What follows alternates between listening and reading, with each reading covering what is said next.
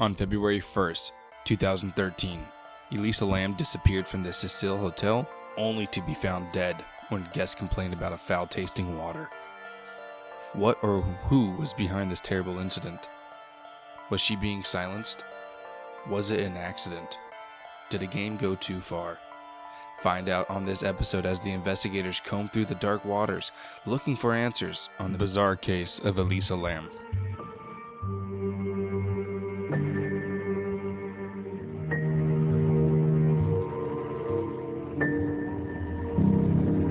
Hey, we are Bizarre Investigations. I'm Hugh. And I'm Josh. And it's back to being the two of us. It's most likely going to be the two of us for a little bit now. Farnsey is going to be taking a little break. He has some personal issues going on, and he needs to take some time off for him and his family. So you'll eventually see him again, and he's going to try to come on whenever he can. But until then, it's just going to be Josh and I. Maybe we'll have a guest here and there, but for the meantime, Josh and I. Yeah. So Farnsey. Is it Josh and me or Josh and I? It's I and Josh. No, I don't. I have no. I don't know. Farnsey, hope you get back soon, man. Yeah, dude. We already miss you. It's only been 2 episodes without you, so we hope to get you back, man. Yeah. So get right. Come back. Let's make some killer podcast episodes. Yeah. Well, we're not going to stop our scheduled recordings. We're not going to do anything like that. So continue on with the podcast. So let's get with it. You got a bizarre story you want to tell? I do. Real quick. I don't know how you feel about this, but I think we want to try to get some people to come on. Like, if you have experience in some of the fields we talk about and you want to come onto the show, just email us. Contact us on some of our social media. Yeah, we'd love to have some guests. Farnsey was a big part of this show, and now we need to fill that void. So if you have any experience in anything we do, conspiracies, paranormal, anything at all, really, just hit us up. Let us know if you'd like to come on, talk with us about that stuff. We got our main paranormal guy. That's true. Yeah. I mean, yeah, Ghost Hunter Jay is our main guy, you know, for paranormal shit. We like Jay. Yeah. He's going to be back on soon, right? Yeah, I think we're going to talk things like episode 12 or 13. He's going to be on. Nice. Yeah, I had fun the first time, so should be good the second time around. Should be. Well, actually, you know, this is actually a pretty exciting episode. Before we get into your bizarre story. Yeah, fuck yeah. This is episode 10. Yeah, this is episode 10. It's like a milestone episode, right? I think this is officially the first milestone that we hit. It's the one, I hear a lot of people saying, if you make it to 10, you're going to be good. You're going to be good, yeah. Yeah. You got to make it past 10. So this is 10. Fortunately, 2 of us made it. But Farnsey, I know he's listening. He's going to be back on. So we made it over the hill, bud. And we're going to carry it out until you come back. But yeah, dude, this is fucking awesome. And it's actually a pretty good episode to do it too. But we'll get into that story after your story. Yeah. So if you guys have ideas, also throw them out there for us. Yeah. I know we normally talk about that at the end of the show, but right now we're kind of like doing stuff that we like. So let us know what you like. Yeah, let us know.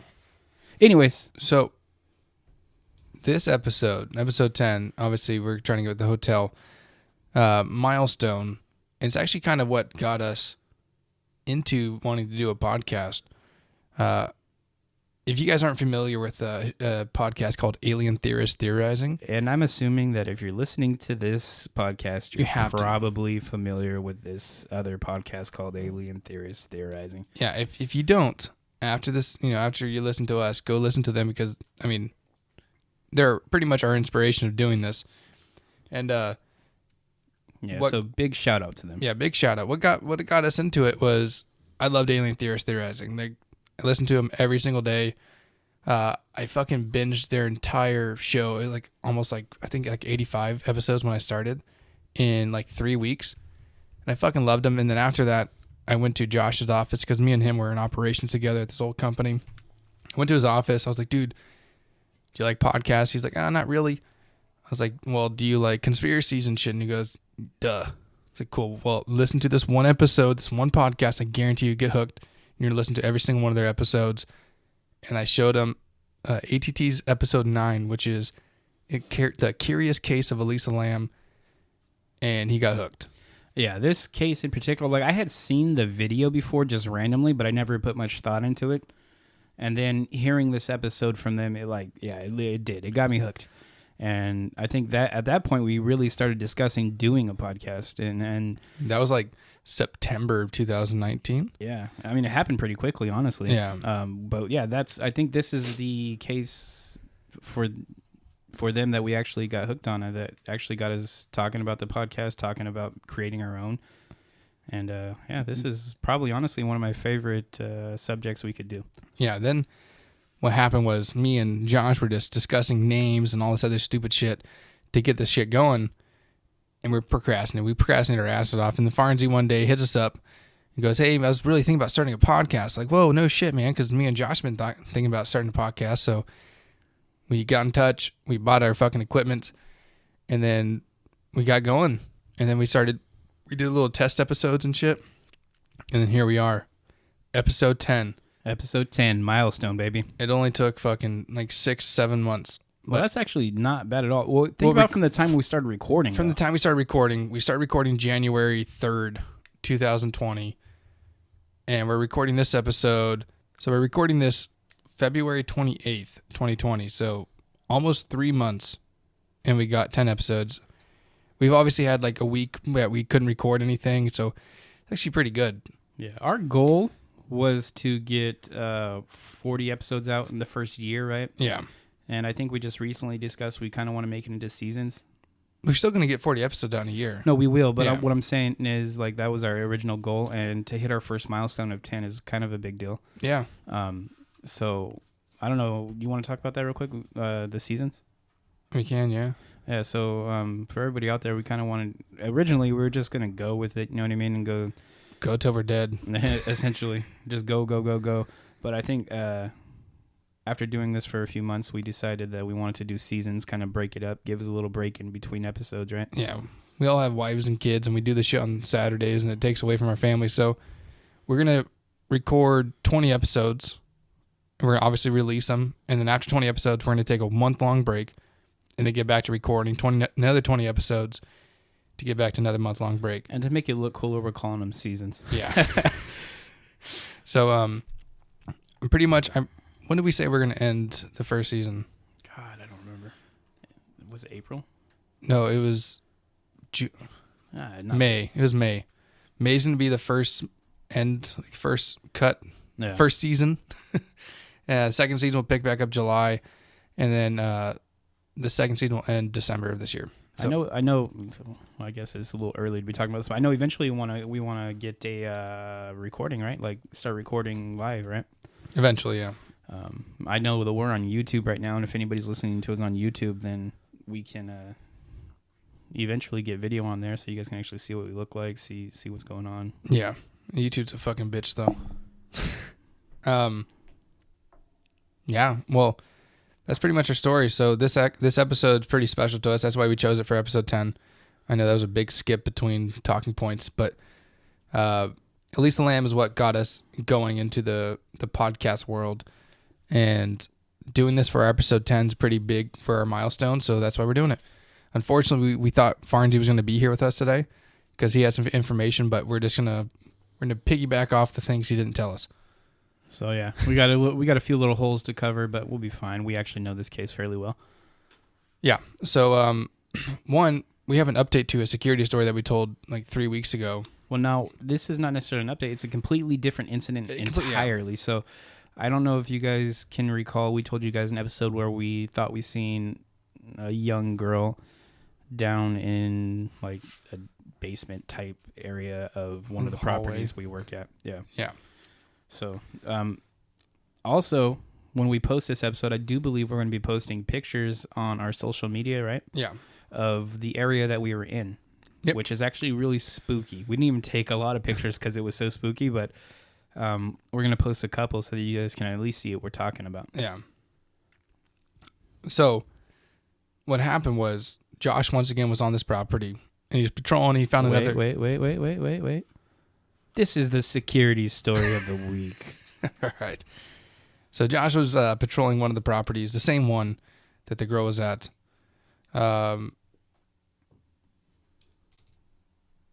So once again, Josh was going through the the same property that we found the little girl at, right? And he sees another door open, so he calls me up and goes, "Hey, I got another door open to this building. I need help." So I went out to back him up.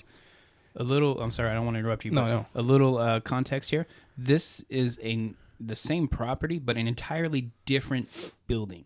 There's a ton of huge buildings on this property. probably right? like 10 to 15. Yeah, and this one is 20 utilities. kind of next to it, pretty much next to the other one we found. I'd say it's about 50 yards away. Yeah, so 50 meters. Roughly. Yeah. I just want to kind of put that in there because it's important. Yeah. So we started fucking patrolling this property. Now, this property is fucking nuts. It's pretty spooky. There's just one long-ass hallway with like 2 lights in it. You can't see shit. It goes underground. And then there's an actual underground that you can go to. So the first place we check is downstairs, which you got to go underground. There's a bathroom down there, right?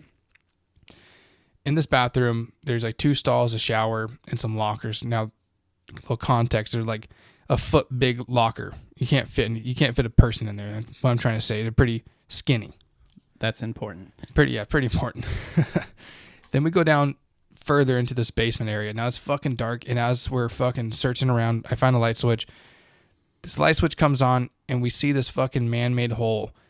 I would say it's about 2 feet by 2 feet. You know, it's a big square, right? Are you talking about the crawl space? Yeah, the crawl space. Yeah, it looks like it was cut into like cement / ground, like. Yeah, it looks like, because at this point we're like 3 levels underground. Mm-hmm.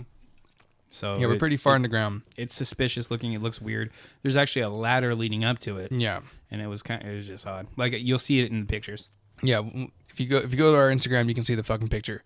In this crawl space was a chair, and there's a little fucking tunnel that goes down. Now, the way that we were facing was actually the tunnel. It's the same direction of where this girl was on the other side of the building. And remember how in the last episode we said, potentially could just have been a girl and got out that we didn't know. Yeah, found a way out we weren't aware of. And that's because I also want to kind of go back to that. We never wanted people to think we thought we saw a ghost or anything like that. We're not lucky enough yet anyways to have seen that. But we did see something suspicious, and it was weird that the girl disappeared. Sorry, go ahead. Yeah, so we continue searching this entire basement now. Because, all right, that's suspicious. There's a fucking chair in there. Why is there a chair? So we go clear out the rest of the building, and this place is fucking spooky, all right? Like, real spooky. Now, the only way to get to this crawl space, like the actual one that looks like it could lead to the other place, is up to the ladder, and we weren't fucking going to do that. So yeah, we went up a different area, and you can kind of see into it, and it looks I went up the ladder to take a picture of the place. Well, yeah, but it looks like, okay, from where I went I didn't go in there. Yeah, we didn't. That's exactly what I'm trying to say. We didn't go into this fucking crawl space and crawl through it and shit. But from what we could see, it looks like it probably goes to the next building. Am I correct in that? Oh, it definitely looks like it goes to the next building. And that's kind of an assumption, but it's almost like a fucking guarantee it goes to the next building. Yeah. So after we cleared the downstairs, nothing in there. So we go upstairs and we go walk down this long hallway with like 2 lights on it that are spread out. In the picture, my flashlight's on. That's why it's fucking bright. We're going through this fucking this hallway. By the time I get to the end, I'll be like, "Hey, Josh, it'd be pretty fucking creepy if we turn around. There'd be a little fucking demon down there or something." Now, I'm sorry. I just want to say this hallway is fucking gigantic. It's more like a long building than a hallway, right? Yeah. Because actually, I have a picture of it too, and I can post that. I think. You do? Yeah. If not, I'll get a picture of it before we post this episode. Okay. Yeah. I mean, it's like probably a football field.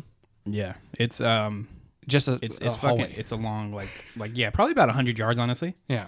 Sounds about right, but it's a hallway / building, so it's huge. Yeah. So after I say it'd be fucking creepy if there's someone down there, we turn around. Wait. I want to say exactly what you said. And I'm sorry, I keep interrupting you because we were both there. Yeah. And so I'm trying to plug in from what my fucking recollection is. Yeah. And so you said something about, wouldn't it be creepy if we turned around and there was some like fucking creature on all fours, the fucking like almost like a cryptid. Yeah. And yeah, go ahead. Sorry.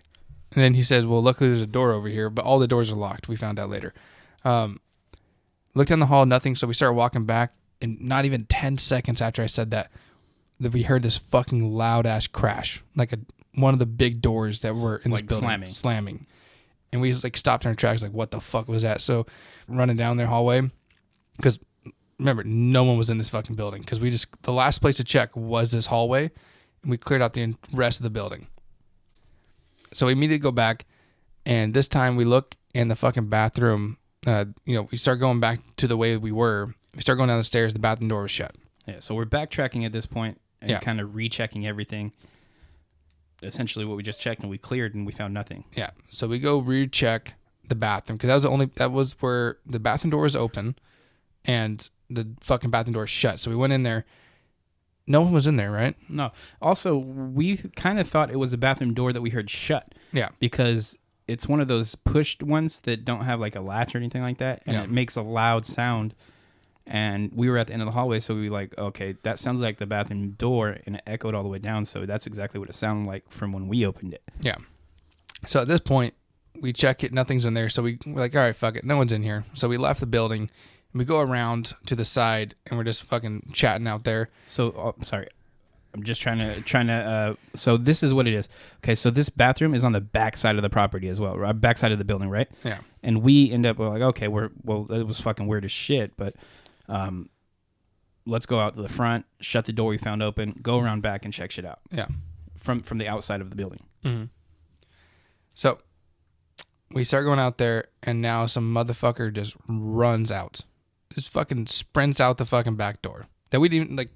All the doors in this fucking building. Okay, I know he doesn't want to say this because he probably doesn't want to embarrass me, but it scared the fucking shit out of me. Okay, how it is okay, the bathroom is on the second floor underground. So not second floor upward, second floor downward. But there's windows, like glass windows that you cannot see through, right? Like stained glass. Stained glass. So we're actually on ground level looking down into these windows. And I saw a fucking silhouette of someone inside the bathroom. I was like, dude, look at that fucking shit. And so I'm like, he's telling me this, and I'm like fucking focused hard trying to see the silhouette. So I'm like, fuck, I don't want to miss this shit. And what going on in my head was this fucking thing, whatever's in there, at the time I was like, there's a fucking ghost in there or something in there, because that's what's going on in my fucking head. Hell yeah, head. dude, that's the only thing I was thinking. I was like, if this was a scary movie, what would happen right now is to my left was a door, and right in front of me, like on ground level, was another window, a window that you could see through. I was like, there'd be a motherfucker in that window or in that motherfucking door right there. So I turned my eyes to the door, and as that happened, the motherfucker sprints out, and Josh was, ah! It was scary. I think anybody in my situation would have probably been scared. He was lucky enough to already be looking over there. For me, it startled me because I'm sitting here focused on those windows, trying to find the silhouette that he was just pointing out. And got startled, to say the least. So to put a conclusion to this fucking 10-minute story, we think we found the crawl space that girl was at, right? Right. So that is the conclusion to that. What we think and what we have concluded is that little crawl space is in between buildings, and it may connect even to more. Like there may be several of those connecting to all the buildings that are on the property. We have no idea, but that looks like it connects to the other building, and maybe like homeless people are using that as kind of like a fucking escape almost. Yeah, I mean, I wouldn't put it past it. Yeah, it's fucking weird, but yeah, like I said, we'll post these pictures. They're pretty cool little fucking area. Scary as hell when it's the one picture. The picture of the hallway of mine does not look scary because it's lit up because of my flashlight. Yeah. So if you can take a picture, that'd be dope. Yeah, I'll try to get back in there. Well, we have keys. I'll get back in there and take pictures. Yeah. All right. So let's get in this fucking story. We're 22 minutes in. We haven't even started the story. What story? We just did the story. Well, the fucking bizarre, or the fucking Elisa Lam story. Oh yeah. That's a good story too. It's episode 10. Elisa Lam. I liked our story, man. That was a good security story, and also it kind of puts a little bow on the previous incident. It does, yeah. I feel like that kind of puts a little, ending to it. Actually, no. It's an explanation at the very least. It is an explanation. And before we actually get to Elisa Lam, I gotta fucking do a little shout out, because this is actually pretty dope for me, at least, and that was pretty cool for you. We have a lot of fucking foreign listeners. A lot for us. A lot for us, yeah. It's cool as shit, honestly. If you're listening to us and you're not in the United States, that's fucking cool, dude. Yeah. Well, if you're listening to us in the United States, that's also cool. It's just kind of, we never thought that, maybe we thought, but I didn't think, like, having people listening to us from a different country is kind of like weird. It's weird, and it's honestly, we didn't awesome as fuck, to be honest. It is pretty awesome. So right now, in the lead, United States has the most people listening. Then Canada. Canada's a strong second place, way ahead of everyone else. Canada. United Kingdom's next. Unknown. That's all it says, unknown. Nice. We got the Philippines now. Damn. Norway. That's a new one, right? Yeah, brand new from last night. Norway and the Netherlands. So That's fucking cool, dude. thank you guys Yeah. and gals. We appreciate the fucking love and listens. Yeah, and, we really do appreciate it, man. That's insane to think that people are listening to us in places we've never even fucking thought yeah. of. And it's actually crazy that we got a lot more female listeners than I thought we would have. That's cool, dude. Females are cool. Yeah. All right. So I'll take any listener. I don't care. yeah. Right now, I mean, I just had to get that off because that's fucking awesome. Any listeners. So that means if you want to put us on, let your dog listen to us. I don't really care. Yeah. Put your kid on. I mean, we kind of cuss a lot, Yeah, but I don't know if it's kid appropriate. fuck it. Oh, dude, I had to put that on YouTube and shit. When I do YouTube, it says, "Is this appropriate for children?" And I put no. Probably not. Probably not. All right.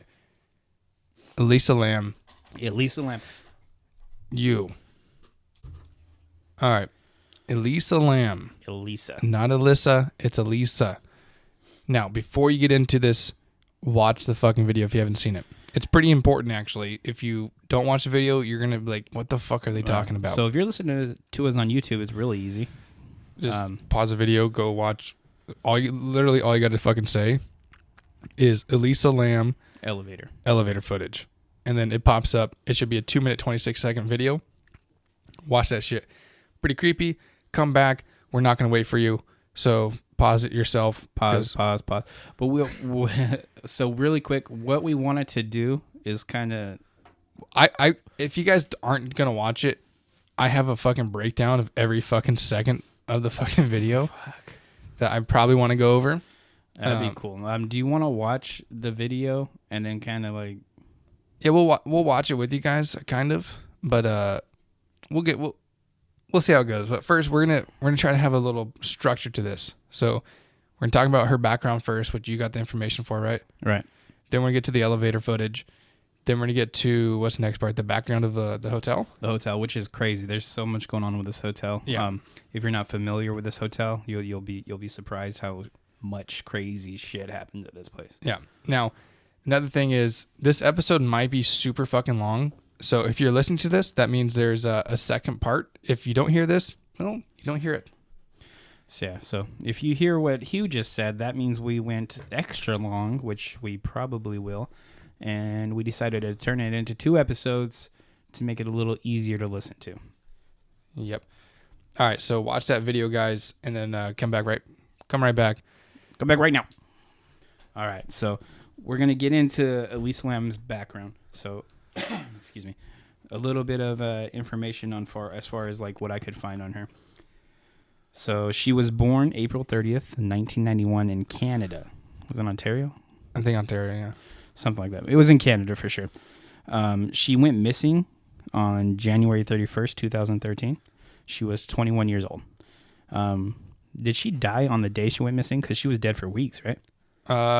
They say the last known footage was February 1st.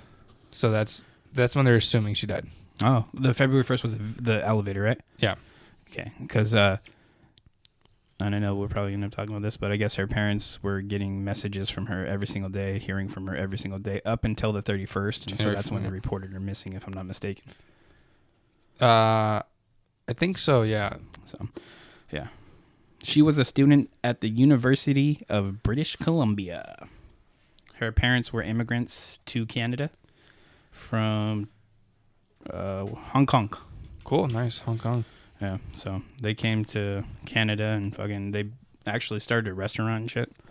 Good shit. Yep. I like it. Yep. But I guess at a fairly young age, she was diagnosed with bipolar disorder and depression. She was taking 4 medications that I found. Hugh, I think you found more than that, right? Yeah, I'm going to go over the autopsy and I'll go over all the medication that was prescribed to her and shit. Okay, so he'll go over that in a little while. She started a blog as well in 2010. It was called Ether Fields. And that can be found on Blogspot. I think it's still available, actually. Ether Fields. Yeah, on Blogspot is where she put it on. She would often on there talk about her depression and bipolar and shit. And so she was very open about it. she had no problem with talking about it, which is kind of important. It wasn't like she was trying to hide it, but actually, I read that her parents were trying to hide it. Like, they were trying to keep it a secret. They didn't want people to know. They were kind of embarrassed by it. But, okay, so apparently she arrived in LA on January 26th. She checked into the hotel January 28th. So where she was for the 2 days, no clue. I thought she was here a lot longer than that. Well, she was in San Diego. Oh, okay. Like, she had pictures at the zoo and a bunch of other shit, too. I heard that she was at the Cecil Hotel for a long-ass time, that they moved her into, like, a more permanent place. Well, it says she checked in on January 28th. That's the information that I was able to find. Okay. And that she had arrived in LA on the 26th. She was in San Diego for a little while before that. Well, if you really think about it, the 28th, that's 3 days. No, yeah. Yeah. 3-4 days before the elevator footage. So that's a long time in a hotel. I guess. Well, a lot can happen in that time, and a lot did happen in that time. So, that's true. At that point, she was going through quite a bit at this time. It was my understanding that she was in like a shared living space, right? Yeah. So she wasn't in an actual room. She was in a shared, like, almost like a... I feel like in the beginning she was by herself, and then she went to a shared room. I thought it was opposite of that. I don't know. I'm not 100% sure, but I thought it was opposite. Like, so she was in a shared room, yeah, and then she had her shit stolen, from my understanding. Okay. And then they were like, "Oh, let me make up for that and put you in your own room." Hey, the information's all over the place on this one, actually. So it is actually. That's one thing that I have noticed with this. That kind of information where it's not factual. Yeah, you just have no fucking clue. It's like, it is kind of all over the place. But either way, she was in a shared living space with a lot of weird people, from what I understand. And then that elevator footage. Yeah. The elevator footage, and she disappeared, and should I just say what happened? Yeah, let's do it. Okay. So after the elevator footage, the guest of the hotel started reporting, well, at this point she had been missing for 2 weeks, 3 weeks? Yeah. First, her body was found on the 19th, I'm pretty sure. So it's about 3 weeks, right? Yeah. So 19, 20 days, somewhere in there. Because the February 1st was the elevator footage. And yeah, definitely found February 19th, according to autopsy. Okay, so it's about 19 days. And then the hotel guest started reporting like a lack of pressure with the water. Yep. And a foul-tasting water. Yeah. Was at this point, I guess, the maintenance worker went up and checked the No, we're not laughing because it's funny. Like, we're laughing because it's like an awkward, like, it'd be disgusting. Just imagining what it's gonna be fucking like. Yeah, no, I couldn't. I honestly could not imagine that. Like, could you imagine, like, just for fucking drinking someone's fucking deadness? Decomposing body juices insane. And fluids. No. And this is kind of weird, but I kind of want to bring up something that me and Hugh have recently fucking seen. And it's weird, but it isn't. Okay, so we work where there's water, like essentially like a well. Yeah. But it's very like open. So there was 4 raccoons. Yeah. That died a month ago. Yeah. Down that well. And they're still there. They're still there. Like, the body's like in perfectly good shape. Like, it's bloated a little bit. It's bloated. The hair's coming off. And the hair's starting to come off, but that's a month later. And the smell's gone now. The smell is gone, yeah. But that's just something that kind of popped in my head when I was thinking about this. So if you're in Sacramento, fucking drink water bottles, honestly. Like, we deal with this fucking water all night. Just drink fucking water bottles. It's fucking disgusting. Especially with this coronavirus going around. Ooh, yeah, we're all going to die. Sorry. Way off subject. Anyway, so they started reporting that the water was tasting foul, low water pressure for the showers. Yeah. Maintenance guy goes up to where the water's at on top of the roof. I think it's been reported now that the latch was open. There was no latches on it. No, the door. I'm sorry. The door to the upper. So there's a big water storages up there, right? And on top of that water storage is a huge circle. But on that circle is actually like a square door. Huh. I didn't know that. And that's the latch they're talking about. Okay. Or the door, latch, whatever you want to call it. I thought talking about the actual latch to the water tanks. No, so you're talking about the big whole entire roof circle thing, right? There's 4 little ones. Yeah, so there's 4 little ones, but what I'm saying is, so there's a huge circle thing on top of these water containers, and there's a square door at the top of every single one of them. Okay. And that door, according to the maintenance guy, was found open. It was initially reported that it was found closed. Yeah, so it was initially reported they're found closed, and then I guess it just recently came out that this maintenance guy said he found it open, which is kind of sketchy to me, because first of all, to rely on someone's recollection of this is probably not that reliable. You know what I mean? It's just not probably something you should do. So it could have been open or closed. I don't know necessarily that matters too much in this case. And if you guys want to see what this actually looks like, go on Google, type in water tank, or just type in Cecil Hotels water tank, and you'll see what we're talking about. Yeah, so the top of it, I'm looking at it right now, I'm sorry. Kind of how I was explaining earlier, it's a flat circular top, and there's a square on there. Yeah. It's like a hatch almost. Yeah. And that's the door they're talking about. But I guess it was found open, and inside is Elisa Lam's body floating. Was it floating? I don't know. Actually, I don't think it was. So Elisa Lam's naked body was found in there. Yeah. That for sure. I've seen reports where it said her clothes were folded up just outside of the tank. No, it wasn't. And then I've also seen reports that say At least her clothes were inside of the tank. Yeah, according to the detectives' reports from the autopsy, they were found inside the tank floating with her. Hmm. I mean, the autopsy is actually really fucking weird. I want to get into it a little bit. But yeah, dude. You want to get into it right now, or you want to wait? And I'll wait for a little bit. I want to get through the elevator footage first, and then we talk about the hotel history. Yeah. So that's pretty much the gist of it. I mean, the guest report the water issues. The maintenance guy goes up, checks it out.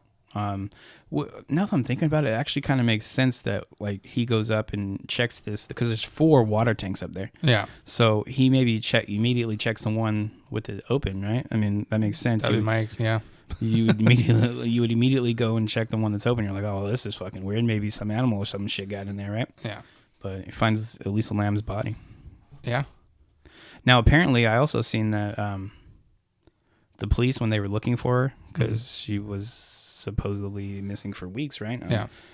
Well, they were looking for her. They had like dogs and everything like that, searching for the entire thing. They went up on the roof, searched for her, and You'd think if the hatch was open, they would have smelt it. that's crazy, right? Yeah, because the police put out the elevator footage, I think February 14th or 15th, But you would think like because I'm sorry, going back to the raccoons, they reeked for like 2 straight weeks. And the body, and these raccoons were underwater. Yeah, and to think that a dog that's trained to catch this would miss that's a little weird. Yeah, so I think that would completely destroy the fact that the lid was open.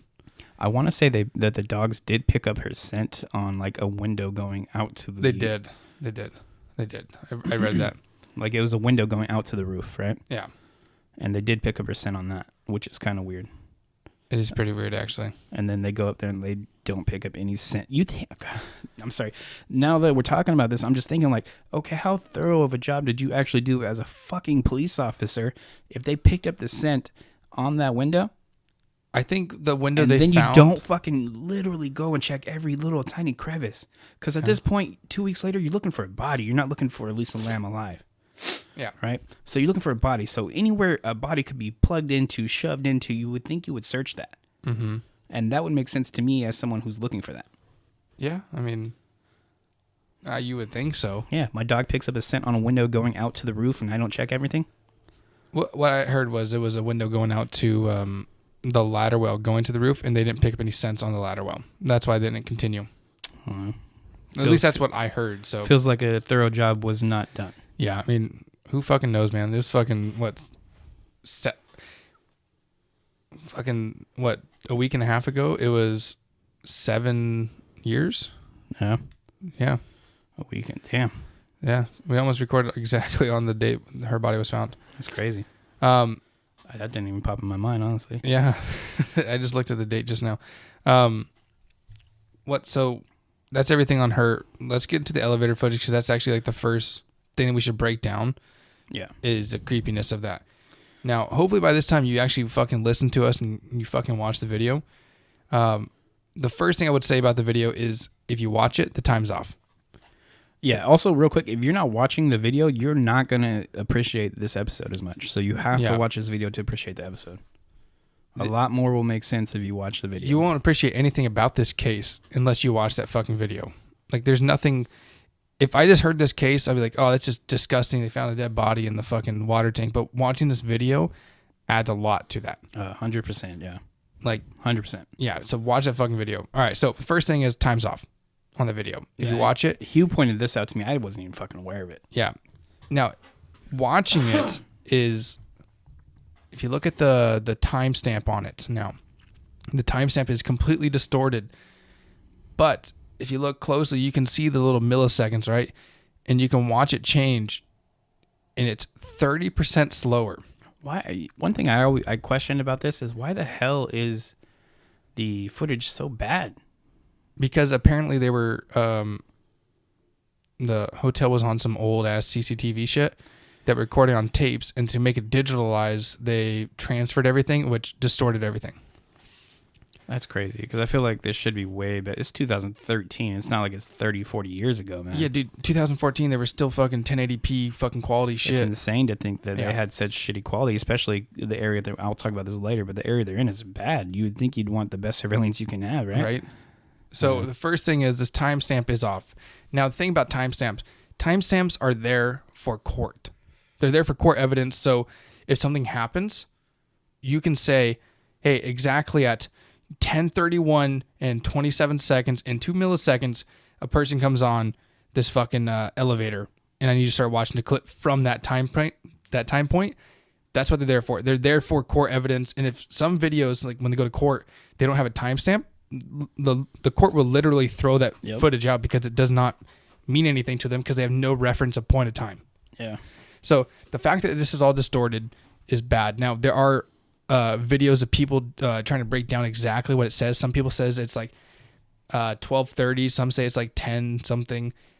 It's really difficult. Obviously, I don't examine footage, so I wouldn't be able to help you guys with this, but there are videos, and I'm probably going to have a lot of links on the description of this show because there's a lot of shit. Now, I did get a lot of my evidence from this from LordanARTS YouTube channel, and I will plug him in here because there's about, I want to say like 6 hours of footage about Elisa Lam on here. I watched every single thing he has on. Me too. He breaks it down in depth, and he's really good. Yeah, so this video that you're watching or listening to is not going to be anywhere as deep as he goes into because he does fucking, I think it was like 10, 12, it's actually 17 episodes. Was it 17? I'm pretty sure it was 17. Damn. I mean, maybe I didn't watch them all then, but I watched like at least like 7, I want to say. 20 videos. Elisa Lam? Just Elisa Lam. I'm looking at it right now. 20 videos. Damn, so I did miss a lot, but I watched several hours worth of his stuff, and he breaks it down. And then he also puts the links to everything he does. Really good fucking research. So I'm going to fucking tag him in it. And anything that I go over that I've looked at myself through it, I'm also going to plug the link in as well. So someone broke down the actual time frame. Someone also found out this was reduced time. The playback speed was reduced by 30%. So slowed down, right? I will also put a link in here for the actual sped up time. Now, someone went in here, edited the footage to 130% speed, which then made it go to normal speed. And if you look at the time, 1 second goes 1 second in real life. So it's factual, and it actually has a side-by-side comparison. Really good video to watch. But watch it after this because I'm going to break down everything about the video that the police posted. Yeah. One question I had is why did the police post this? Just like normally the last known footage of the individual. So maybe if someone knew that she was in the hotel, they could help find her. Normally, when a police posts a video like this, it's because there's like, okay, well, there's this person here that's suspicious. We have no idea who he is. We're trying to figure out who he is. Can someone help us, please? Yeah. This really has no bearing on it, doesn't it? I mean, a little bit, it kind of shows some weird, freaky stuff with what she's doing. It looks weird. But the whole purpose behind posting this, I kind of don't get it. Well, at this point, it's already been 14 to 15 days without contact. So this is the last footage they have. So I guess maybe it was for the parents saying, hey, look, this was your last known footage of your daughter, or just for the public safe. Like, if you see this woman, granted, it's fucking iPhone quality from the first iPhone. It's pretty shitty quality. Yeah, the quality's horrible. I mean, to be 100% honest, it's so like you wouldn't even actually be able to tell that's Elisa distorted. Lam. That's what I was gonna say. It's so distorted. I mean, this could be anybody who slightly resembles her. You know what I mean? Yeah. I think it's probably her, but realistically, there's no true way to guarantee that's her, is there? Yeah, honestly, the fact that they knew it was her is kind of bizarre. And if anyone actually has like questions like, well, why didn't they have any footage in the hallways? Well, me and Josh, like I said earlier, we were in operations for a while, and we actually had a hotel, and we talked to the managers, and they say it's actually against the law to keep cameras in the hallways. It's mainly just to protect cheating husbands and wives. It's an issue. Privacy issues. What we were told. It's mainly for cheating husbands and wives. So a wife comes. Like, you would think it's like for higher ups, like government people who go to these hotels for specific reasons. Exactly. And they don't want to be found out. Yeah. So that's pretty much the reason why. So if you have that question, that answers it right there. So now I'm going to go time by time. And this might be a little time consuming. So if it doesn't make sense, I'm going to cut it out. But the first thing that you'll notice, she walks in, and at 9 seconds into this video, the real video that's slowed down, at 9 seconds, she's finished pushing the buttons, and you'll notice the elevator door starts to close, but then immediately stops and opens back up. Now, what happens, what comes to my mind is someone put their hand on it, right? Or someone's blocking the sensor. That's typically why an elevator would stay open, yeah. Yes. So that's what goes in my mind. But then if I found a picture of what that hotel's buttons are, and it is really weird. It skips floor 13. She pushes everything in the middle row. So if you look at everything in the middle of the row, it is floor 14. And by the way, she's on floor 14. Floor 14, floor 10, floor 7, floor 4, M. I don't know what M, main lobby maybe? No, L's lobby. What's M? Main floor? Maybe. No clue. M. And then door open. No, it's actually, man, it's hard to fucking tell what it looks like. This fucking. First of all, looking at this video, because we actually have the video playing up right now. Yeah. We're kind of looking at it as we're talking. It's kind of hard to even really guarantee that she pushed the middle ones, isn't it? No, it is guaranteed. Like, I'm looking at it right now. You can see the buttons right here. It's so distorted. It's hard to really tell. But it does look like she pressed the door open button. And that makes sense because the door's open and it stays open for a couple minutes. Yeah, and the guy that we referenced earlier, excuse me, he actually went to this hotel and went to this elevator. Now, the elevator could have changed from 2013, 2015. Actually, it probably has because the property's been sold, I think, a couple times. Yeah. And so they've actually changed the name, obviously. They've changed a couple of, they're starting to renovate it from my understanding. And so absolutely it could have. So when he went there, he said he pressed the door open or door hold button, and the door actually stayed open for 2 minutes. Now, if you watch this video, the door opens for 2 minutes, but remember, this video slowed down. So really, it's like 4 minutes on this video. Actually, you know what? This video is it's fucking 2 minutes on this one, but in reality, in a little bit, she goes back to it, presses the same button again. So she even then, like she's going in and out of the elevator. Yeah. So that alone right there would keep it open at least a little bit. Yeah. So that's 9 seconds. Now, 20 seconds in is the next thing that happens. She quickly jumps outside, peeks to the right, and then peeks to the left, and then jumps back inside. Now, this could be identified as like playful tactics. I watched a video on I've seen that too. Psychology of what's going on. It could be referenced as playful activity, thinking there's someone out there like, hey, gotcha. But really, so for me, this could go either way, though. It could be paranoid. Yeah. Or it could be, you're playing hide and seek, if you will.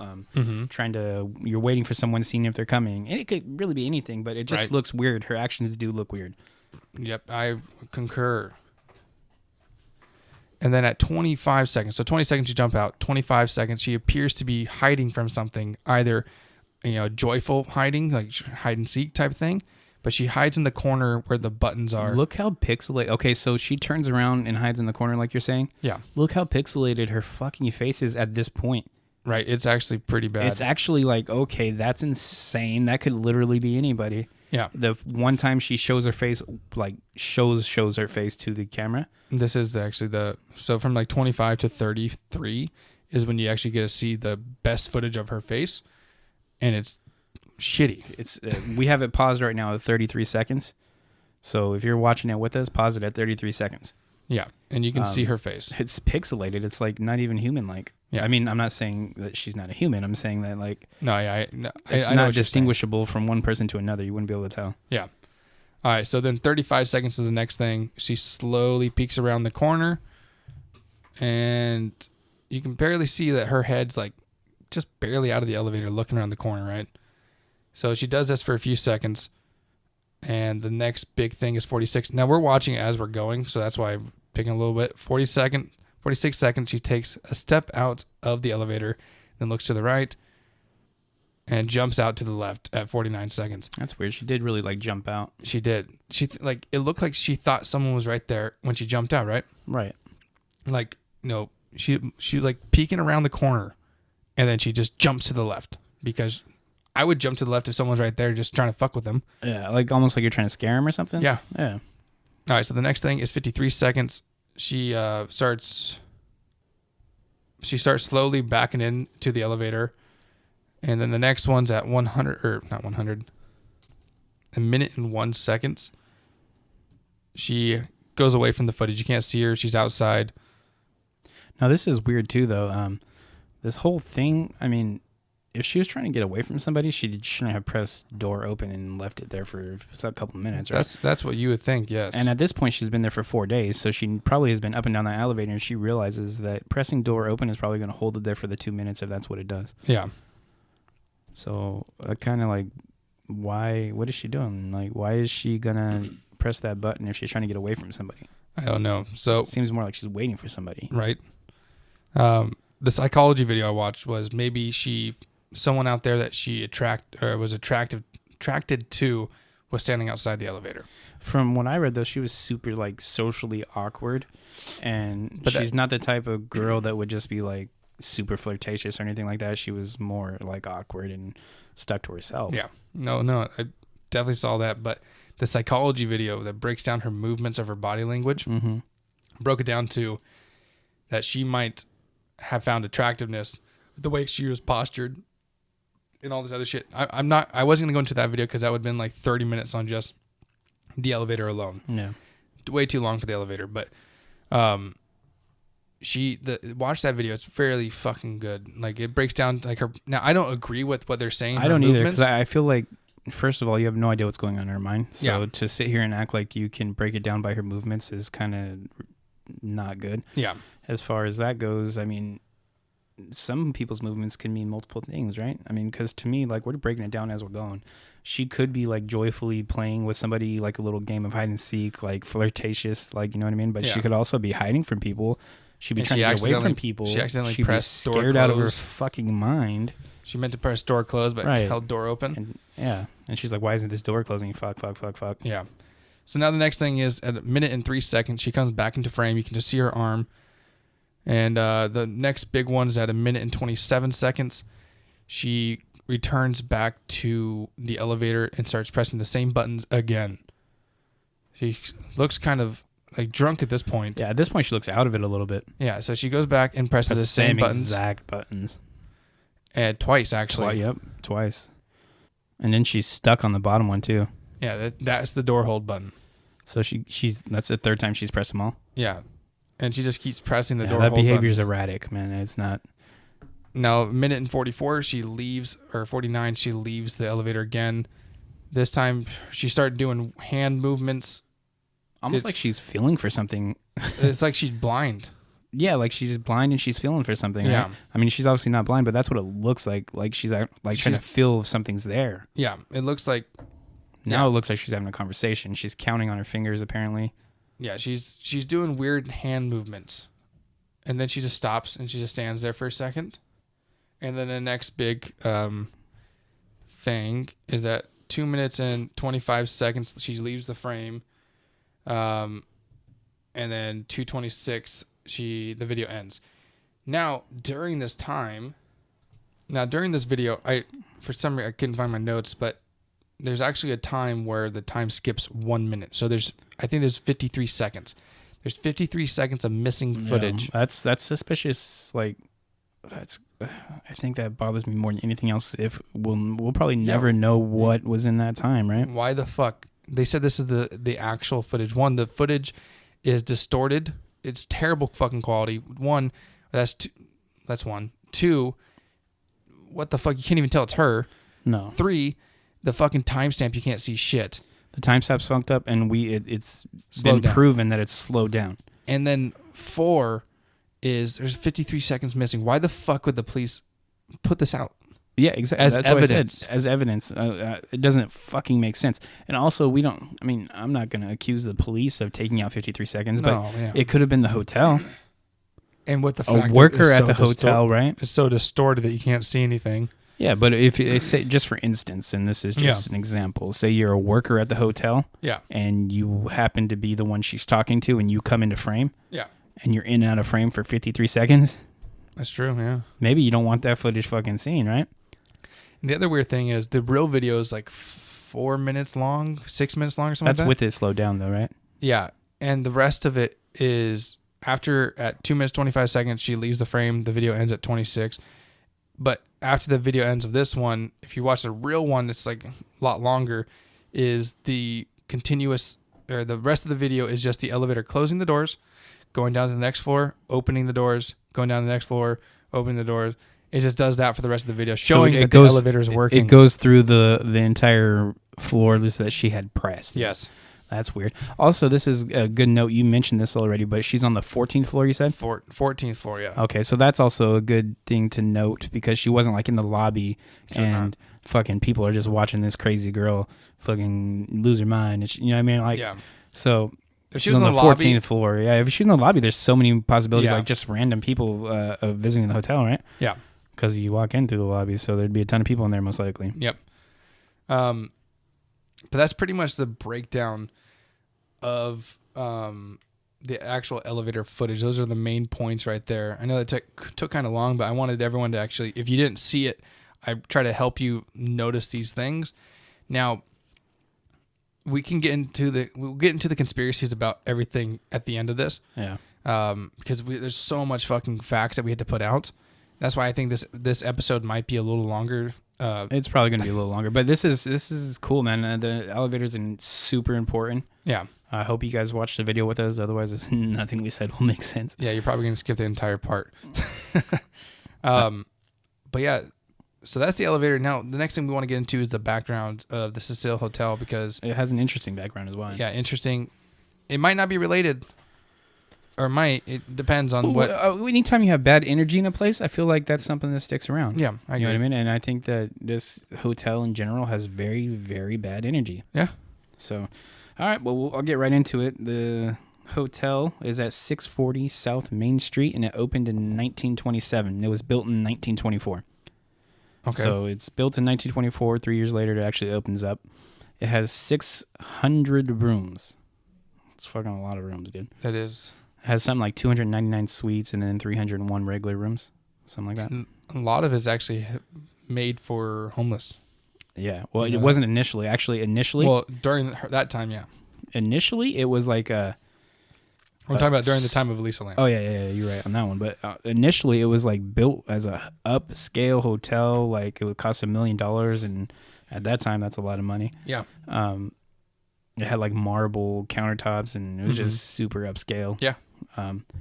That's when it was initially built, and they had initially planned it to be like a hotel like for business people and meetings fucking and like people vacationing and shit like that. You know what I mean? And so that's what it was popular for throughout the entire 1940s.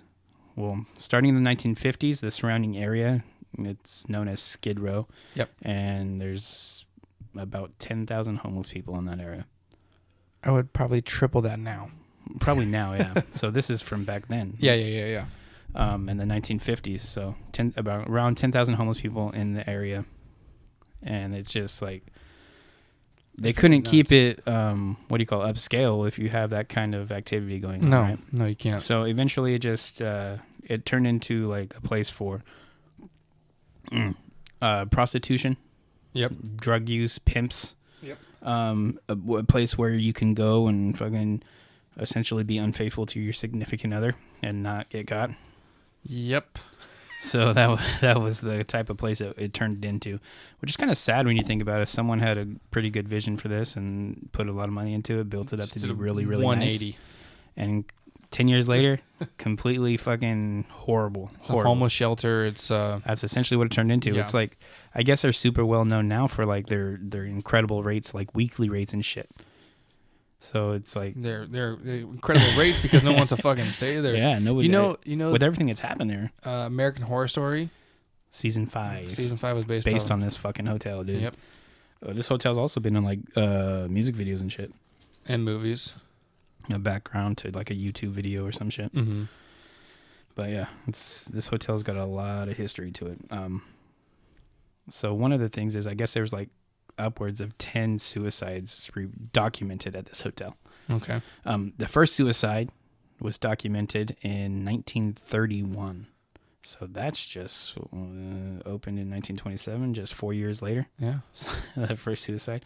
And that was W.K. Norton. He took pills, popped some poison pills, went out like Hitler supposedly went out.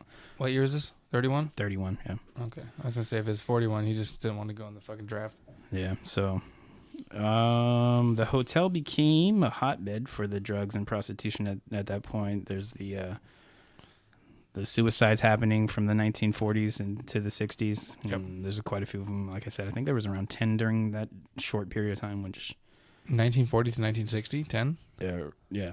Shit, all right. So, also, the first, like, real notable situation with this place is in 1947, Elizabeth Short was found to frequent this place. Now, if you don't know who Elizabeth Short is, Black Dahlia. She's the Black Dahlia. Yep. So that's fucking crazy. She's not the only notable person to have stayed at this place, though. In the 1980s, a guy known as the Night Stalker, Richard Ramirez, stayed at this hotel. Heard that one. Yeah, so that's fucking crazy. Who else stayed at this hotel? Well, in 1991, we got a guy named Jack Unterweger. Unterweger? Yeah, so he's another serial killer. Yeah? Serial killer. And he murdered prostitutes. One of the main, I would say, mascots of ATT. Yeah. It's a persona of one of the guys out there. You know what's funny? I just re-listened to that episode and I didn't realize that's where it came from until now. Yeah. But yeah, so he was murdering like prostitutes and shit over there, and he was using the hotel to stay in during that time. Okay. Anyone else? Yeah, a long time ago, Aleister Crowley. Ooh, shit. Now it's believed that in this, I don't think the hotel was there yet, right? When was he there? 18. Oh yeah, definitely not there yet. So, it's built in like 1920. It's reported, or whatever you want to say. It's thought that he opened up a portal to another dimension, or was it like to hell, if you will? It was one of the two. It was one of the two. Yeah, and that kind of leads into one of the theories we'll get into a little bit later. Oh yeah.